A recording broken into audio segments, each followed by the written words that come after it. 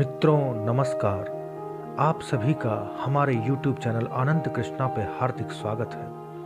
मित्रों, जैसा कि आपने भगवत गीता का सार सुना, हम भगवत गीता सीरीज की शुरुआत करके आपको प्रथम अध्याय के 16 श्लोक तक बता चुके हैं। अब हम इसे कंटिन्यू करते हुए 17वां श्लोक से और प्रथम अध्याय की समाप्ति तक आपको सुनाएंगे।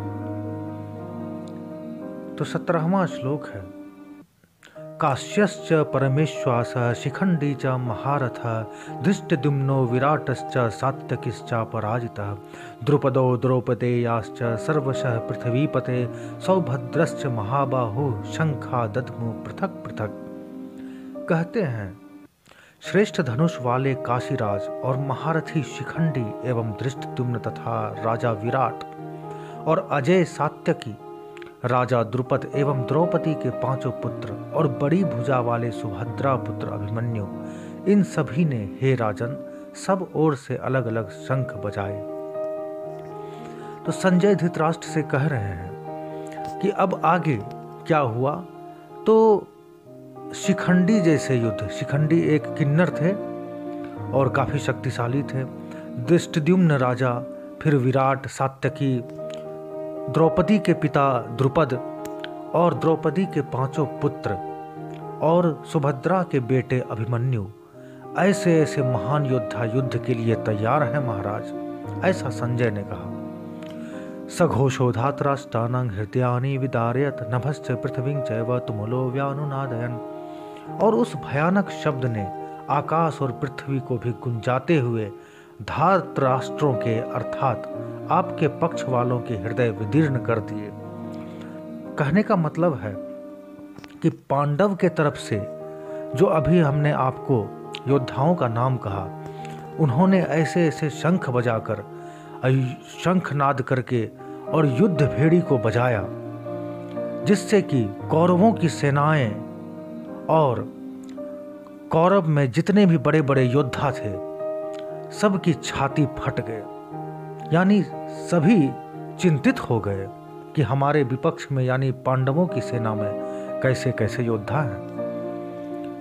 अथ व्यवस्थितानां दृष्ट्वा धातराष्ट्रान् कपिध्वज प्रवृत्ते शस्त्र संपाते धनुरद्यम्य पांडव ऋषिकेशं तदा वाक्यं मिदमाहं महीपते सेनयोरुभयोर्मध्ये रथं स्थापय मेच्युत। फिर कहते हैं, अर्जुन, हे राजन, इसके बाद कपिध्वज अर्जुन ने मोर्चा बांधकर डटे हुए धृतराष्ट्र संबंधियों को देखकर उस शस्त्र चलने की तैयारी के समय धनुष उठाकर श्री कृष्ण भगवान से यह वचन कहा। अब देखिए, दोनों तरफ बड़े बड़े योद्धा निहित हैं और दोनों तरफ भाई ही हैं।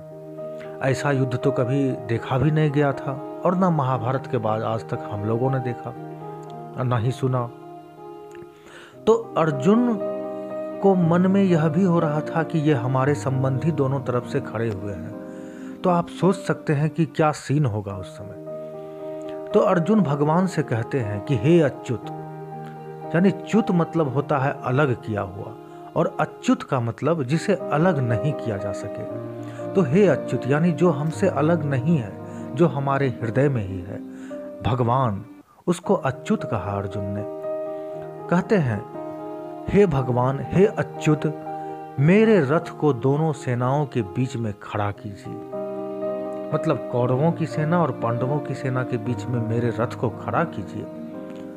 यावदेतान्निरीक्षेऽहं युद्धु कामान् अवस्थितान् कैर्मया सह योद्धव्यम् अस्मिन् रण समुद्र में। और जब तक कि मैं युद्ध में डटे हुए युद्ध के आकांक्षी इन विपक्षी योद्धाओं को भली प्रकार देख लूं कि इस युद्ध रूप व्यापार में मुझे किन किन के साथ युद्ध करना योग्य है, तब तक उसे खड़ा कर रखिए।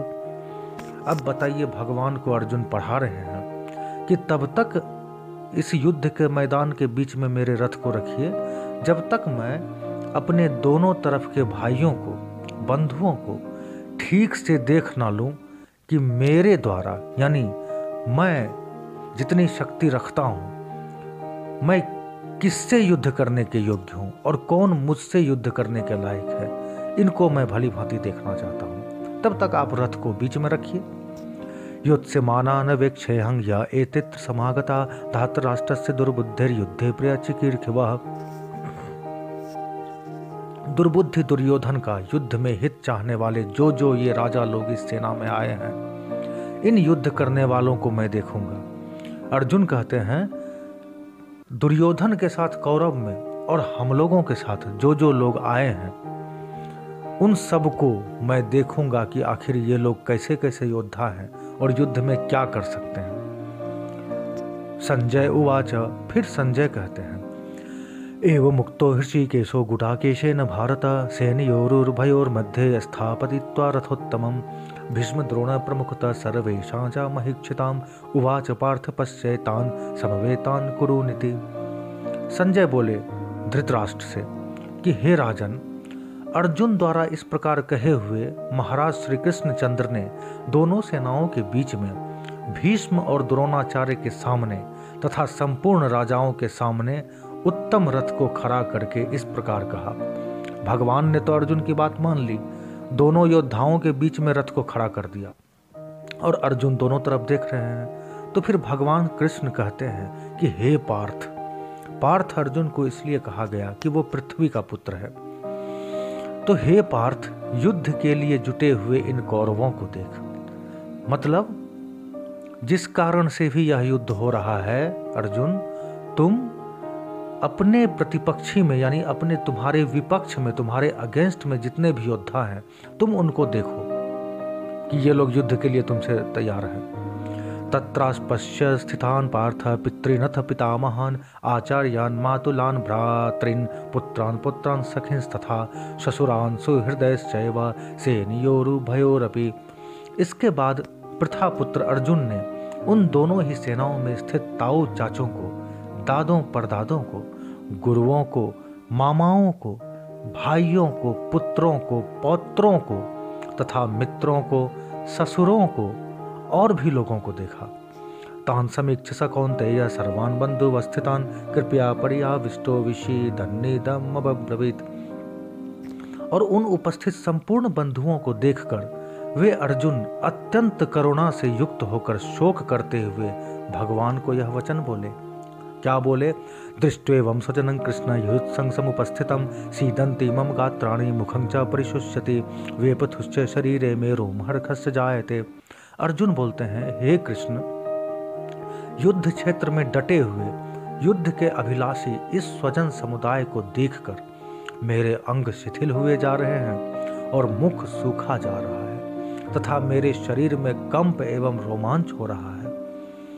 यानी अर्जुन ने जो अपने परिवारजन को युद्ध के लिए खड़ा देखा तो अर्जुन के रोंगटे खड़े होने शुरू हो गए। गांडीवं संसृते हस्तात् तच्चैव परिदह्यते न च शक्नोम्यवस्थातुं भ्रमतीव च मे मना।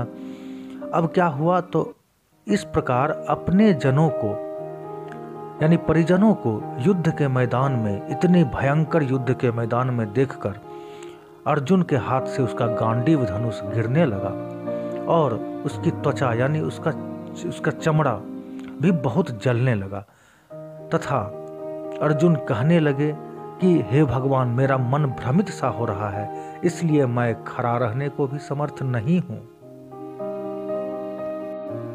फिर अगले श्लोक में कहते हैं, निमित्तानि च पश्यामि विपरीतानि केशव न च श्रेयो न पश्यामि हत्वा स्वजनमाहवे। हे केशव यानी हे भगवान श्री कृष्ण, मैं लक्षणों को भी विपरीत ही देख रहा हूँ तथा युद्ध में स्वजन समुदाय को मारकर कल्याण भी नहीं दिखता। अब देखिए भगवान को अर्जुन क्या सिखा रहे हैं कि हे प्रभु, मैं लक्षणों को विपरीत देख रहा हूँ, मतलब कि अपने भाई में जो ये लड़ाई होने वाला है, इसको जो है इसका परिणाम मैं उल्टा देख रहा हूँ। इसलिए कि इस तरह का युद्ध अंतिम में क्या निर्णय करेगा? दोनों ओर से भाई मरेंगे, जो बचेगा वह राज्य करके ही क्या करेगा? मतलब ये व्यू है अर्जुन का।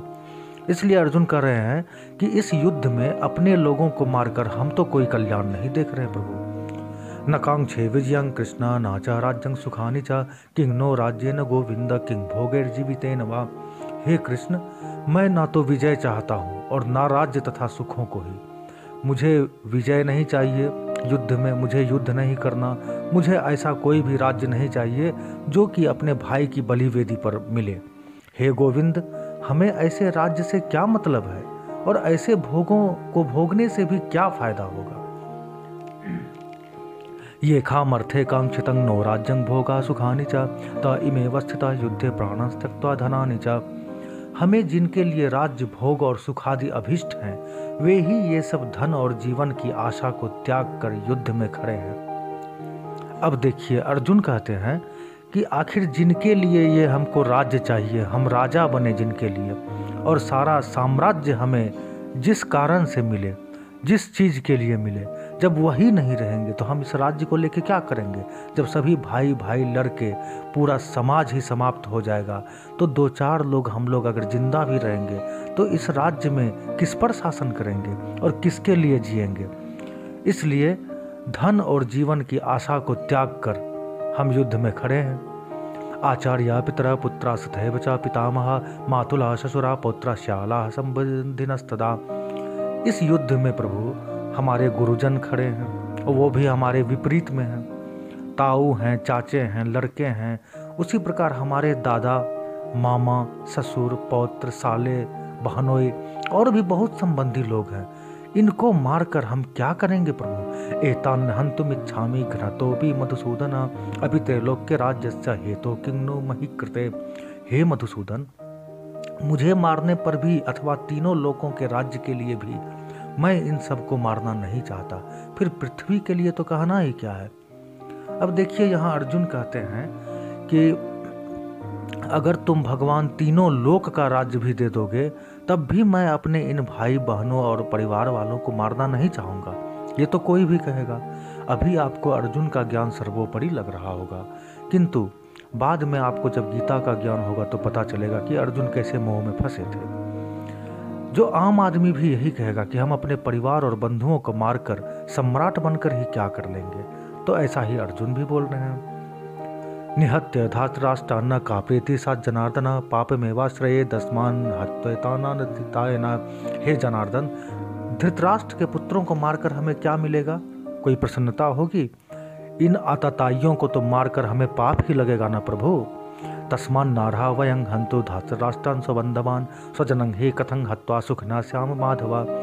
अतः हे माधव, हे श्री कृष्ण, अपने ही बंधु बांधव धृतराष्ट्र के पुत्रों को मारने के लिए हम योग्य नहीं हैं, क्योंकि अपने ही कुटुंब को मारकर हम कैसे सुखी होंगे। बात भी सही लग रही है कि अपने परिवार वाले को मार करके और हमें कुछ प्राप्ति भी होती है तो हम उसका सुख कैसे भोग पाएंगे। अर्जुन ऐसा कह रहे हैं। यद्यप्येते न पश्यन्ति लोभोपहत चेतसा कुलक्षय कृतं दोषं मित्रदोहे च पातकं कथं नाज्ञेयमस्माभिः पापदस्मान्निवर्तितं कुलक्षय कृतं दोषं प्रपश्यद्भिर्जनार्दन। यद्यपि लोभ से भ्रष्ट चित्त हुए ये लोग कुल के नाश से उत्पन्न दोष को और मित्रों से विरोध करने में पाप को नहीं देखते, तो भी हे जनार्दन, कुल के नाश से उत्पन्न दोष को जानने वाले हम लोगों को इस पाप से हटने के लिए क्यों नहीं विचार करना चाहिए। अब देखिए, दुर्योधन के मन में लोभ था कि मैं अपना सारा राज्य खुद रखूंगा और पांडवों को कुछ भी नहीं दूंगा। चलिए ठीक है, पांडव जुए में हार गए हैं, तो उसी लोभ से युद्ध करने के लिए जब तैयार हुए तो अर्जुन कह रहे हैं कि इनका चित्त यानी कि इनका अंतरात्मा तो भ्रष्ट है, इनको तो पता ही नहीं है कि कुल के नाश हो जाने से इनको क्या लाभ होगा। फिर भी हमें तो प्रभु पता है, जो कुल के नाश के दोष को जानने से हम लोग इस पाप को जो प्राप्त करेंगे, इस पाप से हटने के लिए हम लोगों को क्यों नहीं विचार करना चाहिए। क्योंकि अपने कुल को मारकर, अपने वंश को मारकर हम तो पाप को ही हाथ में लेंगे ना प्रभु। कुलक्षये प्रणश्यन्ति कुल धर्मा सनातना धर्मे नष्टे कुलं कृष्णम अधर्मो भी भविष्यता। कुल के नाश से सनातन कुल धर्म नष्ट हो जाते हैं, ये अर्जुन कह रहे हैं। धर्म के नाश हो जाने पर संपूर्ण कुल में पाप भी बहुत फैल जाता है, ऐसा अर्जुन भगवान को बोल रहे हैं। अर्जुन भगवान से कहते हैं कि प्रभु, अपने वंश को, कुल को अगर हम मारते हैं तो उससे हमारा धर्म भी नाश हो जाएगा और समस्त समाज में पाप भी फैल जाएगा। अधर्माभिभवात् कृष्ण प्रदुष्यन्ति कुलस्त्रियः स्त्रीषु दृष्टासु वार्ष्णेय जायते वर्णशंकरः। हे कृष्ण, पाप अगर इस तरह अधिक बढ़ जाए समाज में, फिर कुल की स्त्रियां यानी औरतें जो है वो दूषित हो जाती है, कलंकित हो जाती है। और स्त्रियों के दूषित हो जाने पर यानी स्त्रियों का संबंध बिल्कुल चरित्रहीन जैसा होने लगता है और उससे उत्पन्न संतान जो होती है वह वर्ण संकर उत्पन्न होता है, जो समाज के लिए घातक होता है। संकरो नरकाय कुलग्नानां कुलस्य च पतन्ति पितरो हेखं लुप्तपिंडोदक क्रिया। और वर्ण संकर यानी कि 4 और 5 स्त्री पुरुषों के संयोग से मिलकर जो संतान बनता है उसको वर्ण संकर कहते हैं। और वर्ण संकर जो है वो कुल को, हमारे यानी कि पितरों को नरक में ले जाने के लिए होता है। उससे कोई भी धर्म का काम नहीं होता और श्राद्ध तर्पण का जो क्रियाकर्म है वो भी उससे नहीं करवाया जाता है। उससे करवाने से पितर लोग नरकों में जाते हैं। दोषे रहते कुलग्नान वर्ण संकर कारक उत्साद्यन्ते जाति धर्म कुल धर्माश्च शाश्वतः। इन वर्ण संकर कारक दोषों से कुल घातियों के सनातन कुल धर्म और जाति धर्म नष्ट हो जाते हैं। अब अर्जुन तो बहुत आगे की बात करने लगे कि इस प्रकार युद्ध करके हम लोग जो प्राप्त करेंगे उससे औरतें वर्ण संकर को पैदा करेंगी और ये वर्ण संकर जब कर्म करेंगे समाज के लिए या अपने पितरों के लिए कोई कर्म करेंगे तो उससे हमारा जाति धर्म भी नष्ट हो जाएगा और समाज ही नष्ट हो जाएगा। उत्सन्न कुल धर्मानां मनुष्यानां जनार्दन नरके नियतं वासो भवतीत्युनुशुश्रमा। हे प्रभु, जिनका कुल और धर्म नष्ट हो गया है ऐसे मनुष्यों का अनिश्चित काल तक नरक में वास होता है, ऐसा हम अपने शास्त्रों के द्वारा सुनते आए हैं। अहो बत महात पापम कर्तुं व्यवसिता वयम यद्राज्य सुख लोभेन हंतुं सजन मुद्यता। हाँ शोक, हमें शोक हो रहा है प्रभु कि हम लोग बुद्धिमान होकर भी महान पाप करने को तैयार हो गए हैं, जो राज्य और सुख के लोभ से अपने लोगों को मारने के लिए उद्यत हो गए हैं। अर्जुन भगवान से कहते हैं कि हम ऐसे राज्य के लिए और केवल सुख के लिए, सांसारिक सुख के लिए ही न प्रभु अपने लोगों को मारने के लिए आज तैयार हैं इस युद्ध में। यदि मामा प्रतीकारम अशस्त्रं शस्त्रपाणय धास्त्र राष्ट्रं रणे हन्युस्तन्मे क्षेमतरंग भवेत। यदि मुझ शास्त्र रहित एवं सामना ना करने वाले को शस्त्र हाथ में लिए हुए धृतराष्ट्र के पुत्र रण में मार डाले तो वह मारना भी मेरे लिए अधिक कल्याणकारक होगा। देखिए कितनी बड़ी बात अर्जुन बोल रहे हैं। आज मोह से ग्रसित होकर के भगवान को अर्जुन बोल रहे हैं, अगर ये सामने वाले कौरव लोग, अगर हम गांडीव हाथ में नहीं भी रखते हैं, निहत्था होकर खड़ा रहते हैं, अगर ये मुझे ऐसे ही मार देते हैं तो युद्ध करने से ज़्यादा बेटर मुझे यही लगता है प्रभु कि हम उनके हाथ से ऐसे ही मर जाएं और इसी में मेरा कल्याण हो। अब इन सब बातों को देखकर संजय तो वहाँ देख रहे हैं अपनी दिव्य दृष्टि से, जैसे आप और हम टीवी में देखते हैं तो संजय के पास दिव्य दृष्टि है और राजमहल से ही संजय महाभारत को देख रहे हैं। तो संजय अब धृतराष्ट्र से कहते हैं, यह प्रथम अध्याय का अंतिम श्लोक है। एवं मुक्ता अर्जुन संख्ये रथोपस्य उपाविशत विसृज्य सशरं चापं शोक संविघ्न मानसः। संजय बोले, रणभूमि में शोक से उद्विग्न मन वाले अर्जुन इस प्रकार कहकर बाण सहित धनुष को त्याग कर रथ के पिछले भाग में बैठ गए। मतलब समझ गए होंगे आप कि भगवान चुप होकर सुन रहे हैं। अभी अगले अध्याय में भगवान कहेंगे, लेकिन अभी तक मुस्कुरा के अर्जुन की बातें सुन रहे हैं। और अर्जुन ने कहा कि ऐसा युद्ध मुझे नहीं करना है प्रभु, और इस प्रकार कहकर अपना जो बाण तरकस था और धनुष उसको उतार दिया और रथ के पिछले वाले भाग में बैठ गए, हाथ पर हाथ धर के, और सोचने लगे। ओम तत्सदिति श्रीमद्भगवत गीता उपनिषत्सु ब्रह्म विद्यायां योग शास्त्रे श्री कृष्ण अर्जुन संवादे अर्जुन विषाद योगो नाम प्रथमोध्याय। जय श्री कृष्ण, राधे राधे। अब आपको मैं द्वितीय अध्याय अगले वीडियो में बताऊंगा। अगर आपने हमारे चैनल को सब्सक्राइब नहीं किया है तो सब्सक्राइब कर लें, साथ ही बेल आइकन को भी प्रेस कर लें ताकि हम कोई भी वीडियो बनाएं तो सबसे पहले उसका नोटिफिकेशन आपके पास पहुंचे। और वीडियो अच्छा लगे तो उसे लाइक करें, शेयर भी करें। नमस्कार, जय श्री कृष्ण, जय श्री कृष्ण।